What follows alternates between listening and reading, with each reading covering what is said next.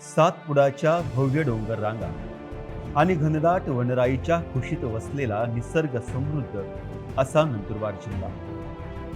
या भूमीचं सौंदर्य केवळ तिच्या निसर्गात नाही, तर इथल्या माणसांमध्ये आणि त्यांनी जपलेल्या परंपरेमध्ये दडलेलं आहे. दुर्गम पाड्यामध्ये आजही जिवंत असलेली आदिवासी संस्कृती ही या जिल्ह्याची खरी ओळख आहे. आणि याच परंपरेचं जिवंत रूप अनुभवायला मिळतं एका अनोख्या आणि थरारक सणामध्ये, तो म्हणजे राजवाडी होळी.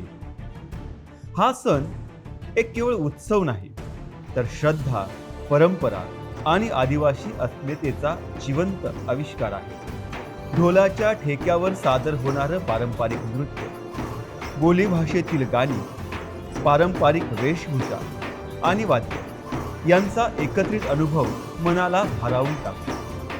हा अनुभव केवळ पाहण्याचा नसून तो जाणवण्याचा आहे. या अनोख्या परंपरेचा अनुभव घेण्यासाठी आम्ही प्रवास सुरू केला, नंदुरबार शहरातून अक्कलकुवा तालुक्यातील काठी गावाकडे.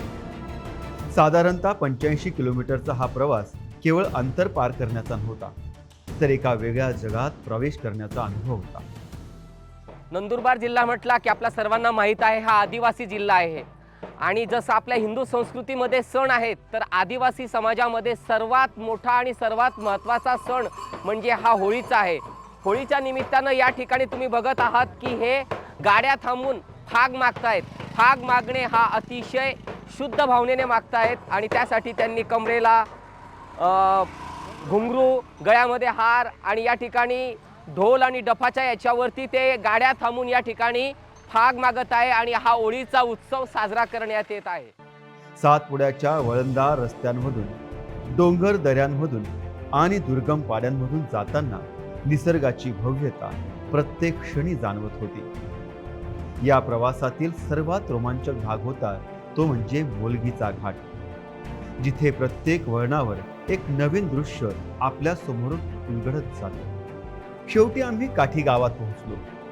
तेथे आमचा मुक्काम स्थानिक नेते आणि जिल्हा परिषद सदस्य CK पाडवी यांच्या घरी होता.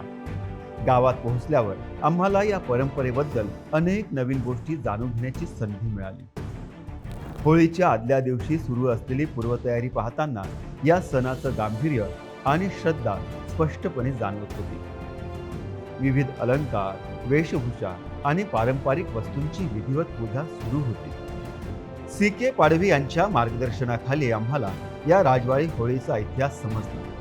त्यांच्या मते ही परंपरा तब्बल 800 वर्षापेक्षा जुनी आहे.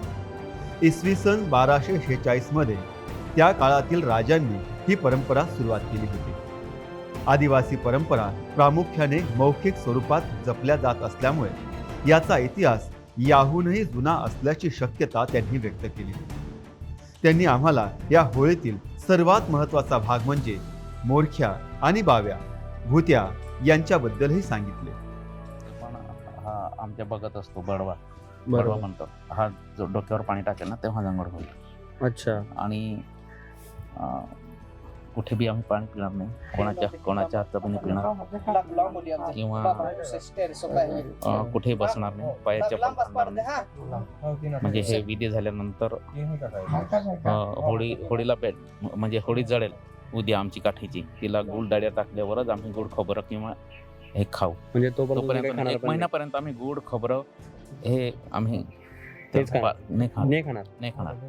अच्छा. आज पण आमची होळी येईल, ती 10 वाजता येईल, 12 वाजता येईल, किती वाजता येईल, होळीचे दर्शन घेतल्याशिवाय तरच आम्ही काठीचा माणूस जेवण करणार. ही होळी येते कुठून आपली? ही होळी गुजरात मधून येते. नामगीर म्हणून जंगल आहे, हाकणी म्हणून गाव आहे, डेड्यापाडा तालुका आहे. इथून जवळपास 70 किलोमीटर दूर आहे. आता तर वाहनाची सोय आहे, त्याच्यामुळे जाताना लोक वाहनामध्ये बसून जातात. ते पण महाराष्ट्राच्या बाउंड्री पर्यंत जातात आणि तिकडनं ते पाय येतात. आता कालपासून आपल्या बाउंड्रीवर येऊन गेले आहेत. अच्छा, म्हणजे कालपासून आणताय? हा, हे तर राजाच्या रेकॉर्ड प्रमाणे तर 1246 पासून आहे, असं 1246 पण ही रेकॉर्डला आहे. पण मला असं वाटतं की आमचे बापदादा सांगत होते, कारण आदिवासीमध्ये लेखी तसं काही नसतं, मौखिकच असतं ना. तर ही होळी अगोदरपासून होती, परंतु ही राजा राजवाडी जेव्हा सुरू झाले तेव्हापासून तिचं रेकॉर्ड झालं की हे 1246 पासून उमेद सिंग म्हणून राजा होते, त्याच्या कालखंडापासून सुरू झाली. बरोबर. यानंतर आम्ही त्या मैदानाकडे गेलो जिथे ही होळी साजरी केली जाते. तेथे आणखी एक विशेष गोष्ट आम्हाला पाहायला मिळाली. होळीसाठी तयार केला जाणारा खड्डा हा कोणत्याही साधनांचा वापर न करता फक्त हाताने तयार केला जातो. अशी मान्यता आहे की हा खड्डा तयार करताना मनामध्ये केलेली इच्छा पूर्ण होते. आसपासच्या पाड्यांमधून तसेच गुजरात आणि मध्य प्रदेशच्या सीमेवरून आलेले आदिवासी बांधव, इतर लोक या तयारीत सहभागी होत असतात. या ठिकाणी आमची भेट एका अत्यंत महत्त्वाच्या व्यक्तीशी झाली. ते म्हणजे येथील संस्थानिक राजांचे आजच्या काळातील वंशज. त्यांच्याशी झालेल्या मुलाखतीत आम्हाला काठी संस्थांबद्दलची, त्याचप्रमाणे या प्राचीन होळीच्या परंपरेबद्दल अत्यंत महत्त्वाची माहिती मिळाली. हे माझे एक पूर्वज होते, राजा चंद्रसिंगजी रघुजी सरकार काठी चिपटण. ते नैपुत्रिक होते. मग त्यांनी या देवाचं होळी मातेचं नवस केलं आणि ह्या जो वडाच्या झाडाखाली आपण प्रथम पूजा केली जाते, तो राजा भुंबुर्या देव म्हणून त्याची स्थापना केली आणि त्याला मुलगा मानला. अच्छा. जसं आपला भक्त प्रल्हादचं बरोबर जसं त्याचं हे स्टोरी स्टोरी, तर तसा हा राजा भुंबुर्या म्हणजे हा मुलगा मानला आणि त्याचे होळी मातेचं नवस करून हा होळीचा मुलगा बनला. बरोबर. तर तुमच्या लहानपणीची काय आठवण येते या होळीची, म्हणजे पूर्वीमध्ये आणि आतामध्ये काही फरक झालाय का साजरा करण्यामध्ये? हा, ते माझ्या एक भावाचा पोरगा होता, तो मुंबईला पोलीसमध्ये होता, उत्तम पाडवी करून. मग तिकडे त्यांनी तिकडून मग हे आपलं TV वाले आणले त्यांनी. बरोबर. आणि असं प्रसारित जेव्हा त्यांनी ते TV वर दाखवले, त्यांना बघून मग पुढे म्हणजे त्याची प्रसार होत गेली. बरोबर. तर आज जास्त या होळीचं जास्त महत्त्व वाढलं आणि जास्त प्रसार झाला. तर जसं तुम्हाला जेव्हा कळतं की तुमच्या पूर्वजांनी चालू केलेली होळी आज एवढी जगात फेमस होऊन गेली आणि famous. जगातनं लोक येऊन इकडे बघताय, तर तुम्हाला कसं वाटतं? किती फार आनंद असेल, आनंद चांगली वाटतो. गोष्ट आहे ती. आणि जे खरं आहे, जे बघण्यासारखं आहे, खरं आहे आणि खरोखर त्या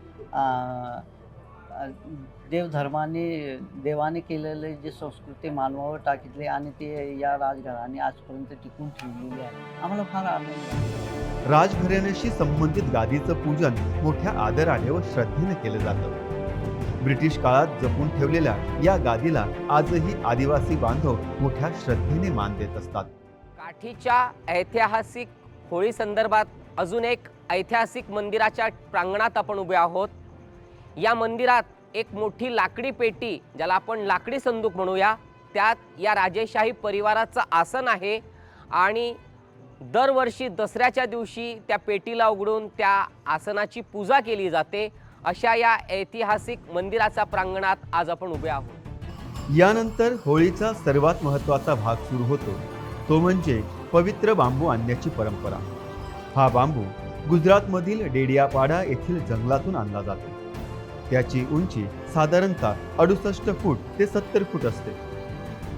हा बांबू कोणत्याही वाहनाचा वापर न करता अनवाणी पायाने आणला जात असतो. हा प्रवास करणारे तरुण कठोर नियमांचं पालन करतात.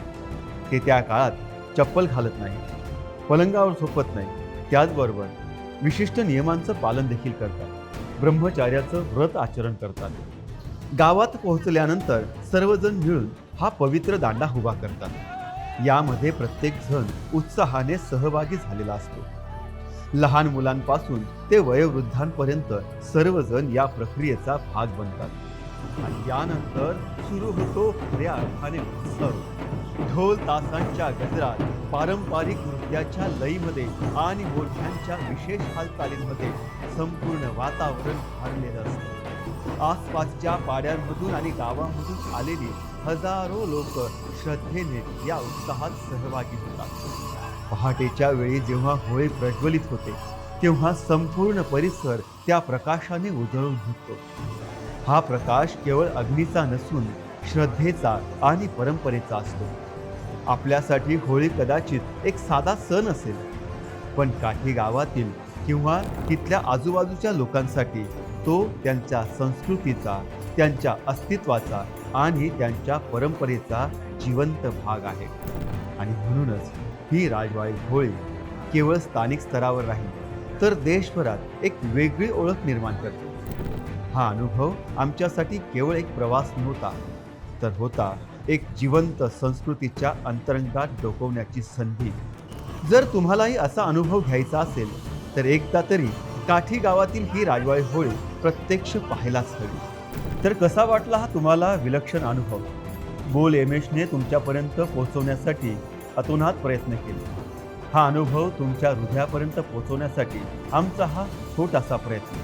तुम्हालाही जर ही होळी अनुभवायची असेल, ही काठी गावातली राजवाडी होळी प्रत्यक्ष पाहायची असेल तर पुढच्या वर्षी नक्कीच भेट द्या. आणि आम्ही केलेला हा छोटासा प्रयत्न, तुमच्यापर्यंत पोहोचवलेली ही होळी तुम्हाला कशी वाटली आम्हाला नक्की कळवा.